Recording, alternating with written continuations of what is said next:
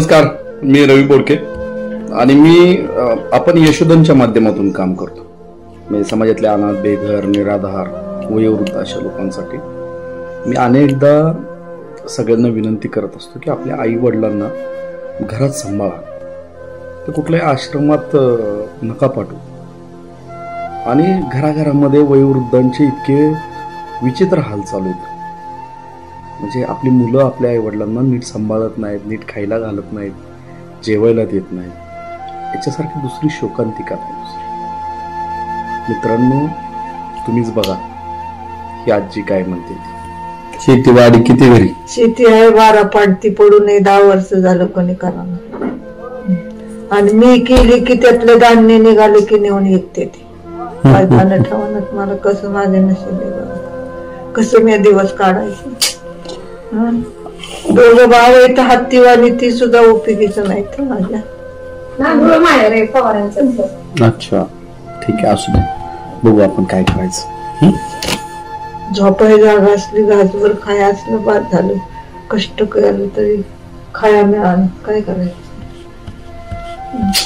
त्या बारक्याला रात्री मी होता मी बाहेर निघाली, म्हणलं मी आश्रमात जाणार आहे, तर आता तुमच्यापाशी मी थांबत नाही. आता आलेली माहित नाही कोणाला. म्हटलं बघून तर काय होतंय म्हणून आले. काय इथं बंदोबस्त असतो, कशाला आत येते.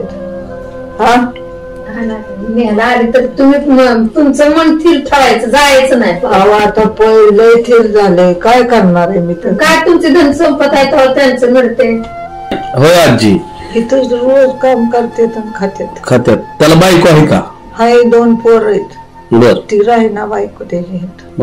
आता मध्ये आली राहायला इथं. पोरग राहीना तिकडे शाळेला, 8वीला पोरग आहे.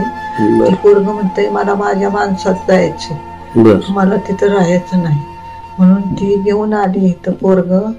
तर तिथं इथं शाळेत घातलं, दाखला मागून घेतला आणि धाकट्या लेकानं म्हणला तू आणलीसच कशाला तिला इथं. किती धाकट्या लेकाचं किती वय आहे? अहो मस्त गेलाय, पार 45.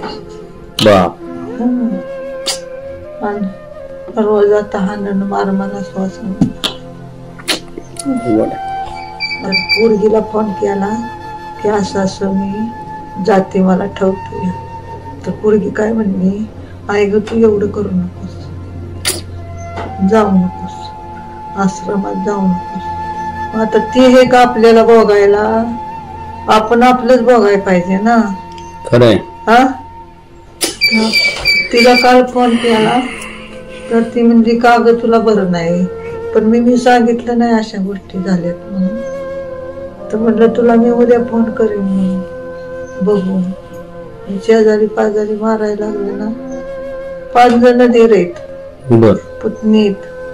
नवरा माझा मारून मारून मारून मारून टाकला. तसं आता माझ्या वेळ आली म्हणून मी म्हणते एवढी लोक असून पण सांभाळत नाही. अवच्याचा कप कुणी दिला नाही मला. शेजारी सक धीर येत, सक पुतणी येत. आणि लेकानं बितडाव ढकलून दिली तर पुतण्या त्यापल्या उमरेच्या बाहेर उभा राहिलाय. जाऊ म्हणलं ह्या का, हा जन्म एकदाच आहे, मरण म्हणलं आपल्या हातात आहे. आता कुठं पण आपण मेलं तरी काय कोणाचं हे नाही, पण कसं आहे आपल्या दोन्ही बाजू सांभाळल्या पाहिजेत. सांभाळल्या पाहिजेत का नाही. 3 मुलं असून पण सांभाळा सांभाळा 2 आहेत. काय 3 पोरगी नेते की पोरगीच नाही काय का. जावयाच्या दारात पोरगी आपली, जावाय आपला आहे का, त्याची आपली येते का ती. जावाय ते कधी नागावाने फळी काढणार होते. म्हणून मला जावयाच्या दारात राहायचं नाही. मला आपली इथं सोयी मिळाली, खाया मिळालं, भात झालं तेवढं.